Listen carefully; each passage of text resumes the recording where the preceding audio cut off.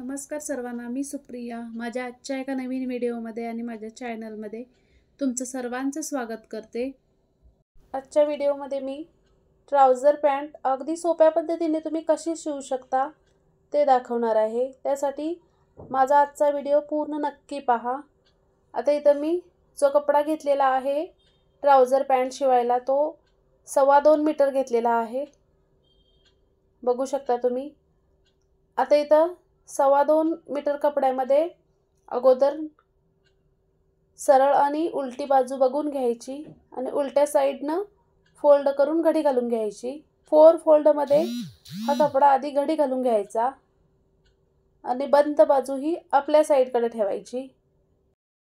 आजच्या व्हिडिओमध्ये मी मोठ्या साईजची पॅन्ट बनवत आहे. 44 साईज ट्राउझर पॅन्ट म्हणू शकता तुम्ही. त्या मेजरमेंटप्रमाणे मी मेजरमेंट घेणार आहे. बघू शकता इथं मी 4 फोल्डमध्ये घालून घेतले आहे. बंद बाजू माझ्याकडे ठेवून घेतली आहे. आता सर्वात आधी मेजरमेंट घेतेवेळी कमरेच्या भागाकडून सुरुवात करायची. आता इथं मी वरून 2 इंच इलॅस्टिकसाठी जागा ठेवत आहे, म्हणजे इलॅस्टिक पॅन्टमध्ये घालण्यासाठी. त्यासाठी 2 इंचवरती ड्रॉ करून घ्यायचं आणि एक लाईन त्याच्यावरती मारून घ्यायची. म्हणजे हा आता जी 2 इंचसाठी जागा ठेवत आहे हा इलॅस्टिकसाठी. जो 2 इंचचा जागा सोडला आहे त्याच्या खालून आपल्याला पॅन्टची उंची किती पाहिजे ते बघून घ्यायचं. 2 इंच वरच्या साईडला जागा ठेवायचा आणि खालून बघून घ्यायचं. तर मला इथं 38 इंच तयार पॅन्ट पाहिजे. त्यासाठी 2 इंच बॉटमसाठी फोल्ड करण्यासाठी खाली 2 इंचची सुद्धा लाईन मारून घ्यायची. इथं बघू शकता तुम्ही व्हिडिओमध्ये 2 इंचचा हा असा भाग खाली फोल्ड करण्यासाठी. वरच्या साईडला इलॅस्टिक आणि खाली बॉटमसाठी 2 इंच लाईन ड्रॉ करून झाल्यानंतर आता काय करायचं, आता इथं तुमची हिप साईज किती आहे त्यावरून घ्यायचं. आता मी इथं 44 इंच पूर्ण हिप साईज आहे. त्यामध्ये चौथा भाग घेतला 11 इंच. 11मध्ये मी 2 इंच ॲड केलं. 13 इंचवरती मी अशी एक मार्क करून घेतली. म्हणजे तुमचा हिप साईज किंवा कमरेचा भाग किती आहे त्याच्यामध्ये चौथा भाग घ्यायचा आणि त्याच्यामध्ये 2 इंच ॲड करायचं. आता हे आसनचं पण सेम त्याच पद्धतीने घ्यायचं. आता इथं आसन घेतेवेळी तुमचा हिप साईज किती आहे त्यावरून चौथा भाग करून घ्यायचा आणि 3 इंच एक्स्ट्रा घ्यायचा. याच्यामध्ये वरच्या साईडला 2 इंच एक्स्ट्रा घेतलं होतं, आता इथं 3 इंच एक्स्ट्रा घ्यायचा. आता 11मध्ये मी 3 इंच एक्स्ट्रा घेतल्यानंतर 14 इंचवरती अशी एक मार्क करून घेतली. बघू शकता तुम्ही. आता याला स्ट्रेट लाईन ड्रॉ करून घ्यायची. आणि तुम्ही जर हेवी साईजमध्ये पॅन्ट बनवत असाल तर आता काय करायचं बघा. जर नॉर्मल पॅन्ट बनवत असाल तर तुम्ही फक्त 2 इंच एक्स्ट्रा कपडा वाढवून घेऊ शकता.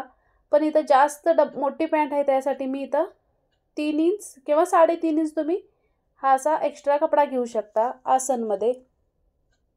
आणि इथं क्रॉसमध्ये 1.5 इंच हे असा शेप देऊन घ्यायचा. म्हणजे हेवी साईजची पॅन्ट असेल तर कपडा हा जास्त घ्यायचा, 3 किंवा 3.5 वाढवून घ्यायचं. आता हा बॉटमचा भाग आणि आसनचा भाग जॉईन करून घ्यायचं. अगोदर बॉटम किती पाहिजे त्यावरती ड्रॉ करून घ्यायचं. तर मी इथं बॉटम घेतला आहे 9 इंचवरती, कारण ही पॅन्ट मोठ्या साईजची आहे त्यासाठी. आता हा आसनचा भाग आणि बॉटमचा भाग जॉईन करून घ्यायचं. अशा पद्धतीने 44 इंचची ट्राउझर पॅन्ट कटिंग करून घेतली. आता इथं मी अजून एकदा तुम्हाला सांगते. 4 फोल्डमध्ये कपडा घ्यायचा. वरच्या साईडला 2 इंच इलॅस्टिकसाठी, खाली 2 इंच बॉटमसाठी. आणि हा तर हिप साईजप्रमाणे घ्यायचं. तुम्हाला समजलं असेल. आता इथं पूर्ण पॅन्टची मेजरमेंट झालेले आहे. कटिंग करून घेऊया आणि कशा पद्धतीने शिवू शकता ते सुद्धा मी दाखवणार आहे. त्यासाठी व्हिडिओ पूर्ण पहा.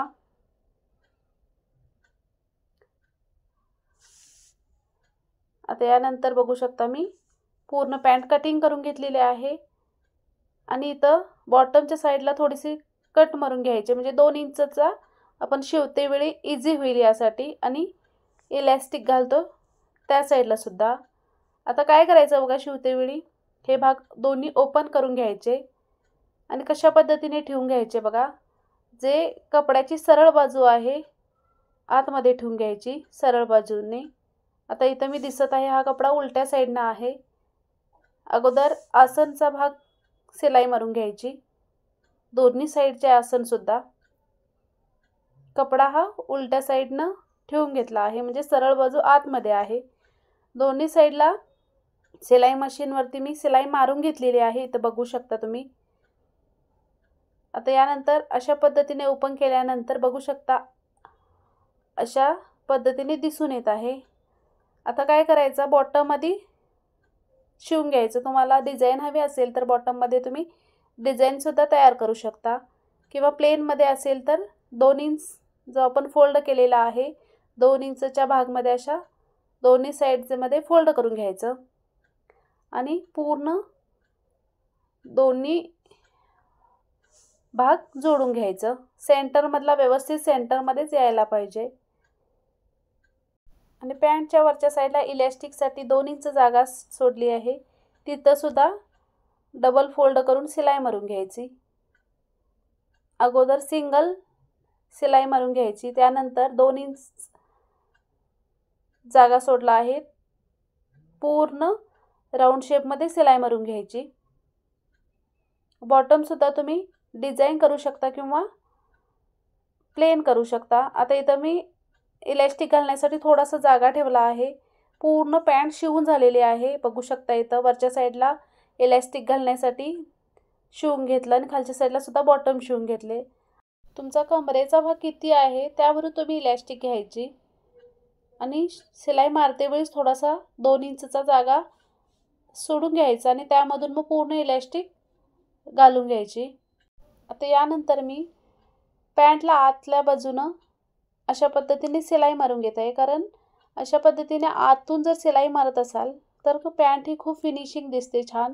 दोरेसुद्धा सुटून येत नाहीत. त्यामुळे थोडासा भाग आतमध्ये फोल्ड करायचा आणि अगोदर आपण शिलाई मारून घेतली होती त्याच शिलाईवरती शिलाई मारून घ्यायची.